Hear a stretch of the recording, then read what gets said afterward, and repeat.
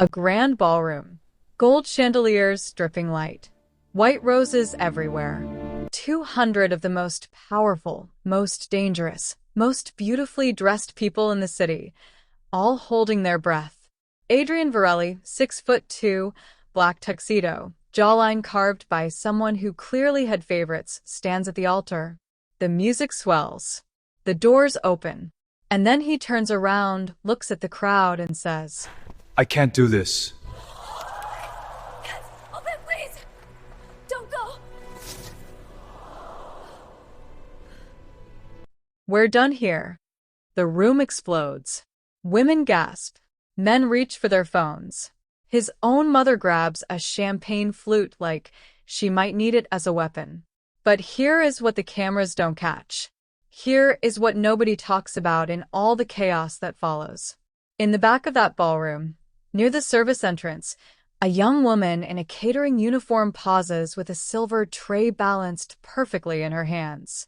She watches Adrian Varelli detonate his own wedding with the calm expression of someone watching a mildly interesting weather forecast. No gasp, no stumble. No reaction. Just those steady, dark eyes, and then she turns, walks back through the kitchen door, and disappears. Adrian sees her, and nothing is ever the same again. Thursday arrives.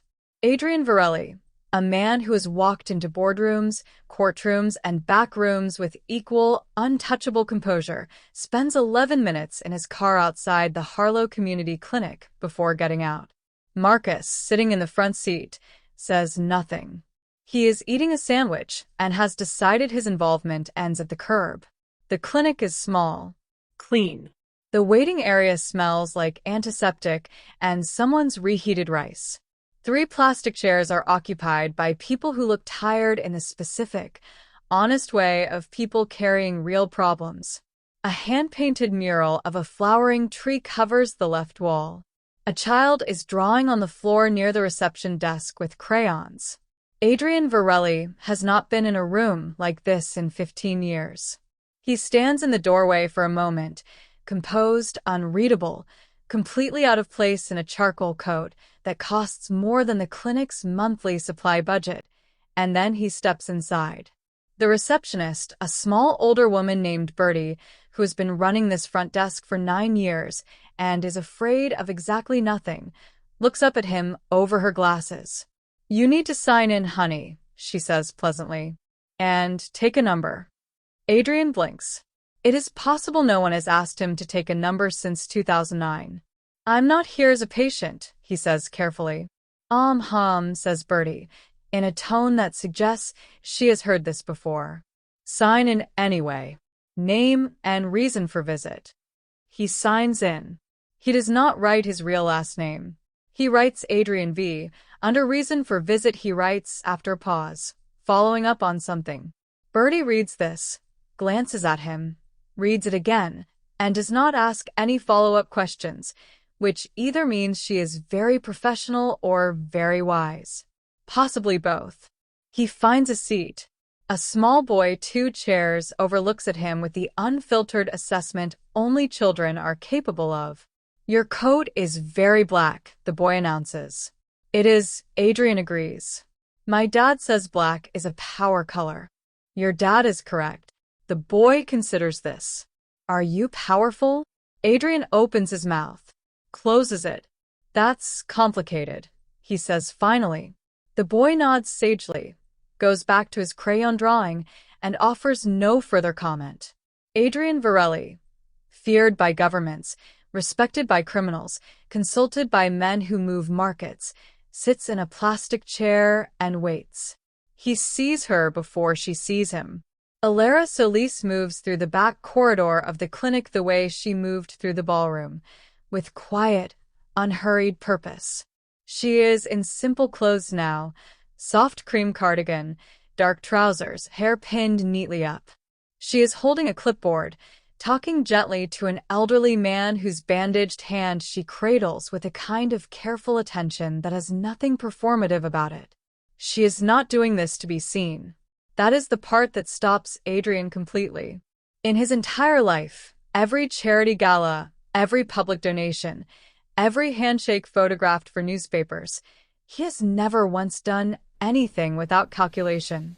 And here is this woman, on a Thursday evening, holding a stranger's bandaged hand like it is the most natural thing in the world.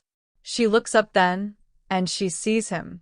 And here is what happens next, which is absolutely nothing. No double take. No widened eyes. No sharp intake of breath or whispered recognition. She simply looks at him for one brief, neutral moment.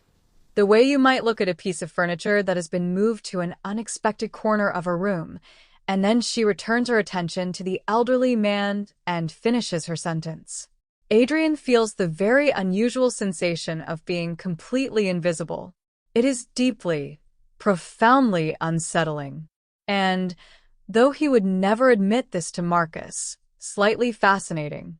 She comes to him eventually, not because she seeks him out, but because the clinic is small and he is impossible to miss, and Bertie, wonderful interfering Bertie, has told her there is a man in the waiting area who listed his reason for visit as following up on something and won't say anything further. Alara stands in front of him. He stands. They are approximately the same height when he isn't using his full posture, which he immediately is out of habit. "I'm Alara," she says. "Can I help you?" He looks at her. "You don't recognize me." It isn't a question. It is genuine surprise. She tilts her head. "Should I?" A pause. "Most people do. Most people know a lot of things I don't find worth knowing," she says, not unkindly, but without apology. "Are you a patient, or are you actually following up on something?" "I was at the Glenmore event," he says. "Last Saturday." The briefest shift crosses her face. Not fear, not excitement. Just registration. "Okay," she says. "You were working," he continues. "You were near the East Service entrance when the man called off his wedding, yes." She crosses her arms loosely. "I was there." "You didn't react." She blinks slowly. "I'm sorry." "Everyone else reacted. You didn't." Alara stares at him for a moment. Then, and this is the moment Adrian will replay approximately 47 times in the following week, she says. "A man canceled his wedding. That is between him, the woman he was marrying, and the God they were standing in front of. It had nothing to do with me. So, I finished my shift." Silence. Adrian absorbs this like a man reading a document in a language he is only beginning to understand. "Why are you here?" she asks. Direct. Not rude, just honest. He realizes, standing in this small clinic under fluorescent lights with a crayon drawing visible just past her left shoulder, that he does not have a clean answer to that question. "I wanted to understand," he says finally. She studies him for a moment, careful, unhurried, exactly as composed as she was in the ballroom. "Understanding," she says quietly, "usually starts with being honest about what you're confused by." She hands him a small card, the clinic's information sheet, the kind given to every visitor, and walks back toward the corridor. She does not look back.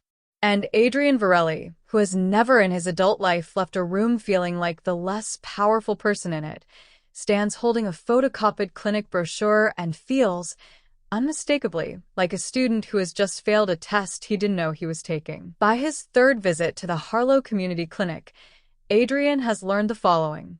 Bertie's full name is Roberta Jean Okafor. She has been widowed twice, owns 7 plants, and will absolutely read your sign-in sheet over your shoulder if you let her.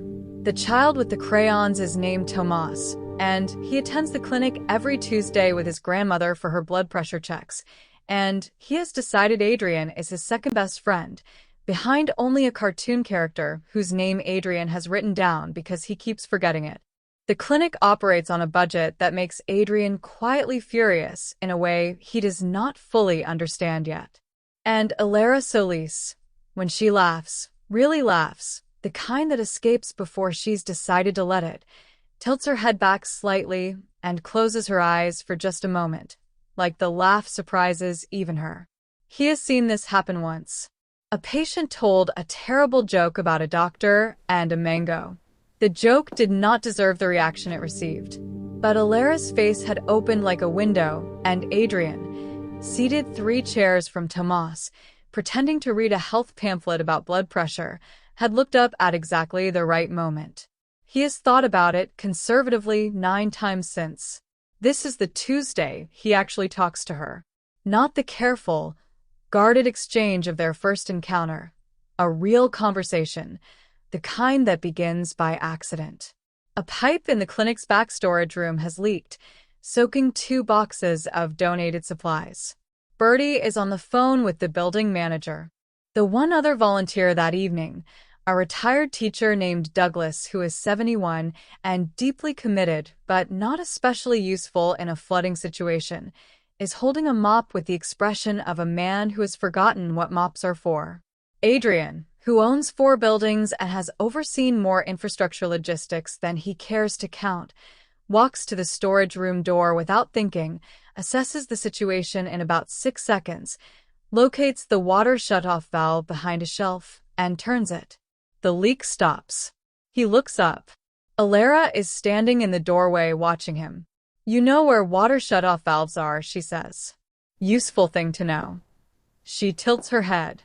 "Most men who dress like you don't crawl behind shelves." "I didn't crawl. I crouched." There's a distinction. The corner of her mouth lifts. Right. Very dignified crouching. It is a small thing, but it is the first time she has teased him. And Adrian, who has negotiated with some of the most intimidating people in 3 countries, feels something he cannot immediately name shift in his chest. "I can have someone look at the pipe properly," he offers. "Get it fixed." She watches him. "Why?" "Because it's broken. We have a building manager who clearly isn't fixing it." "We don't need rescuing," she says, and it isn't offensive, just factual. "I know," he says. "I'm offering to fix a pipe, not rescue anyone." She considers this for a moment. Outside the door, Douglas is still holding the mop with great commitment and no apparent plan. "There's also a ceiling light in exam room too," she says finally. "Flickering for 3 weeks. I'll send someone Friday. During clinic hours. I want to know who's in this building." "During clinic hours," he agrees. She nods once, the measured nod of someone filing a contract, and moves back into the corridor. Douglas appears at Adrian's elbow. "Good lad," he says warmly, patting Adrian's arm. "She doesn't let just anyone send people." Adrian looks at him. "She's very particular," Douglas continues, pleased with himself. "Very discerning. You should be flattered." "I'm just fixing a pipe, Douglas." Douglas gives him the knowing smile of a 71-year-old man who has watched enough of life to recognize its patterns without being asked to. "Of course you are, son," he says. "Of course you are." Friday, Adrian sends his best facilities team. He also sends, anonymously, a supply donation that covers the clinic's inventory list for the next 4 months. He tells himself it is a tax consideration. He tells no one else anything. What he does not know is that on the same Friday, a black SUV with tinted windows parks on the opposite end of the street from the clinic. Inside, a man named Kaio, ambitious, calculating, and currently maneuvering himself into a position within Adrian's organization that has not yet been offered to him, sits and watches the clinic entrance with the focused patience of someone building a file. He has noticed where Adrian has been spending his Tuesday and Thursday evenings. He is noting what, or rather, who is there. And Kaio, unlike Douglas, is not smiling about it. That evening, when Alara locks up the supply room and pulls on her coat, she has the sudden, unexplainable feeling of being watched. She stands very still for a moment in the clinic doorway. The street is ordinary. A bus passes. A couple walks a dog. Nothing unusual. She shakes the feeling off, goes home. But it follows her, the quiet, low hum of something she cannot name, all the way up the stairs of her apartment building and through the door. She has learned to trust that feeling. She just doesn't know yet what it's warning her about. It begins, as most dangerous things do, quietly. Alara notices it on a Tuesday morning, a car she doesn't recognize parked outside her apartment building. On Thursday, a different car, same watching stillness. At the clinic, Bertie mentions that a man came in asking questions during the afternoon shift before Alara arrived. Said he was a health inspector. Had no identification. Bertie, who has survived 9 years of this neighborhood and 2 husbands, told him the clinic's records were private and showed him the door. Didn't like him, Bertie reports, handing Alara her coffee with the no-nonsense calm of someone filing a police report. Eyes too still. Polite in the way people are when they've practiced being polite. Alara knows that kind of polite. She grew up understanding that some people's quietness is peace, and some people's quietness is calculation. She got good at telling the difference early. She calls Adrian that evening. She has his number because he left it, carefully, without pressure, after the pipe incident, written on the back of a business card that listed only his first name and a number and nothing else. She has kept it in her cardigan pocket and told herself it was simply practical. A contact for clinic-related matters. A reasonable thing to have. She has not called it until now. He picks up on the second ring. Alara. Not hello. Not who is this. Just her name, like he has been expecting her. She ignores the small, inconvenient warmth that gives her. Someone has been watching the clinic, she says. And my building. I need to know if it's connected to you. A pause. Short, but she catches it. Describe the car, he says, and his voice has shifted into something flatter and more precise. A register. She hasn't heard from him before. She describes it. The model, the color, the way it sat too still for too long. Silence. It's connected to me, he says. No deflection. No spin. She sits with that for a moment. Is it a danger to the clinic? To the patients? Not if I handle it tonight. Adrian. His name in her mouth, firm and clear. Is anyone at risk? No, he says. I give you my word. She almost says your word is worth what, exactly, and then doesn't because something about the way he said it was unperformed. Raw, in the specific way of people telling the truth when they aren't used to it mattering. Fix it, she says. Already making calls. She almost hangs up. Instead, she hears herself say, Are you all right? Another pause. Longer this time. No one asks me that, he says quietly. That's not an answer. No, he says, and she can't tell which question he's answering. Maybe both. I'll call you when it's handled. It takes Adrian 4 hours and 3 very specific conversations to locate Kaio, understand what he has been building, and dismantle it with the surgical efficiency of a man who has done this kind of removal before. Kaio is relocated professionally, efficiently, without violence, and in a way that makes his ambitions temporarily irrelevant, before midnight. Adrian sits in his car outside the clinic afterward. It is empty and dark and closed. The hand-painted tree on the wall is just visible from the street through the window. He doesn't know why he's here. He came to see that it was okay, that she is okay, that the thing he carries, the weight of what his world costs, hasn't touched this place. His phone buzzes. Bertie left a note on the door saying the light in exam room 2 is fixed, and whoever sent the supply donation should have their deliveries cleared for any future Tuesdays and Thursdays. It is from Alara's number. He reads it twice. He types back. She talks fast for someone who has never met the donor. Alara. Bertie knows everything. Don't ask me how. Adrian. I believe it. A pause. Then, Alara. Thank you. For being honest. He stares at that for a long moment. In his life, gratitude usually comes wrapped in motive. This is unwrapped. Simple. He types, You deserve honesty. You just have better instincts than most people I know. Alara. Most people in your world probably don't tell you the truth. Adrian, no. They don't. Alara. That sounds exhausting. He almost laughs. Actually, almost. Adrian, Good night, Elara. Elara, good night, Adrian. He does not drive away for another 7 minutes. Marcus, in the front seat, finishes his sandwich and looks diplomatically out the passenger window. Still just following up on something? Marcus asks. Adrian says nothing. Marcus nods slowly. Right, he says. Okay. He starts the car. What neither of them says, in the space between messages and silences, is the thing that has been quietly becoming true for weeks. That Elara Solis has started looking up when the clinic door opens on Tuesdays and Thursdays. And that Adrian Varelli, for the first time in longer than he can measure, has been looking forward to somewhere. Not a destination. Not a deal. Somewhere. It is a Wednesday, not a clinic day, when Elara opens her apartment door and finds Adrian on the other side. No warning. No call. He looks, for the first time since she met him, undone. Not dramatically. His coat is still impeccable, his posture still architectural, but there is something in his face that has come loose.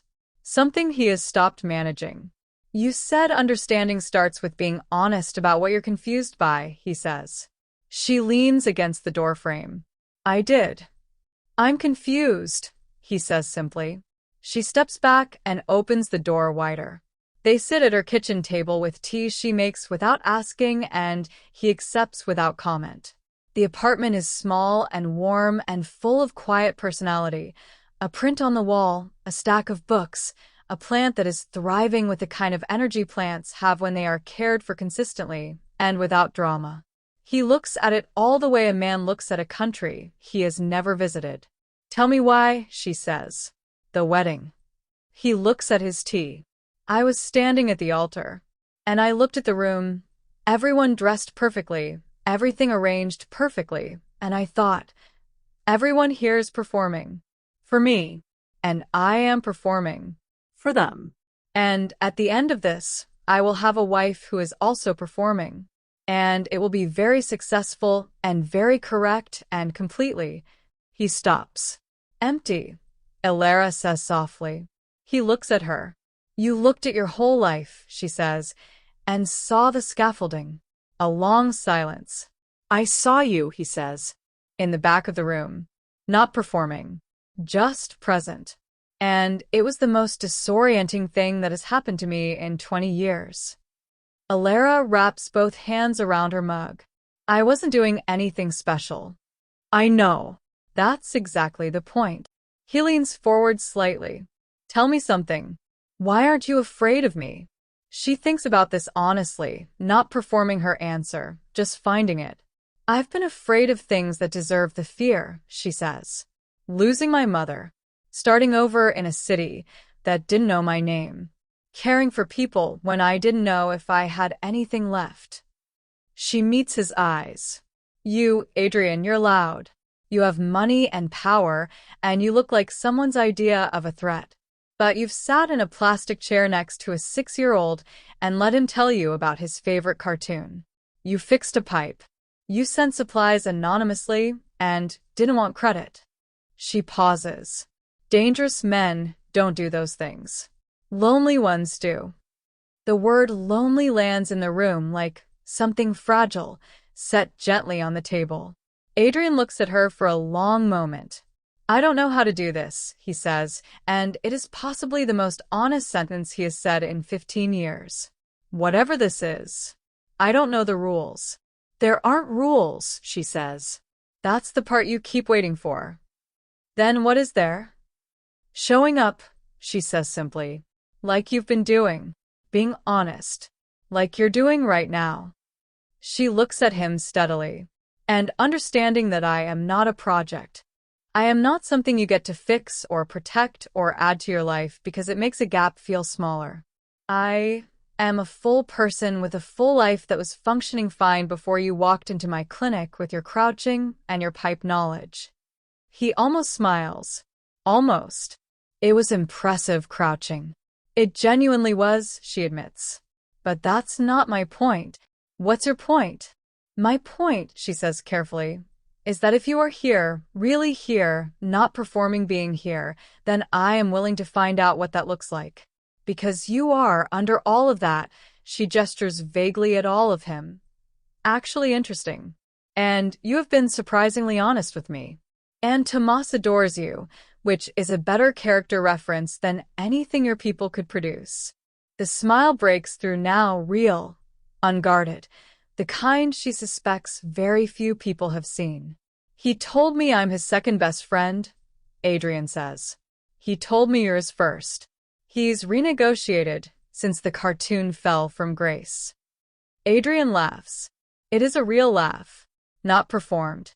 Alara decides, privately and without fanfare, that it is a very good sound. Later, on the stairwell landing, he pauses before leaving. You said once, dignity doesn't need to be loud. She shakes her head. I never said that to you. No, he says. But you showed it every time I walked into that room. I was just slow to read it. She looks at him, this complicated, careful, slowly becoming honest man standing in her ordinary hallway, like someone learning to stand differently. Come to the clinic Tuesday, she says. Tomas is bringing show and tell. It's about dinosaurs, and I've been told attendance is mandatory. I'll be there, he says. I know, she says simply. And she goes back inside. And Adrian Varelli walks down the stairs of an ordinary apartment building in an ordinary neighborhood, and for the first time in longer than he can reach, he is not performing anything at all.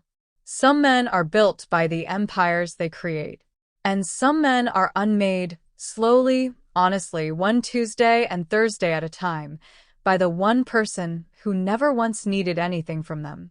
And in the unmaking, if they are very lucky, they find out who they actually are. Thank you so much for watching all the way to the end.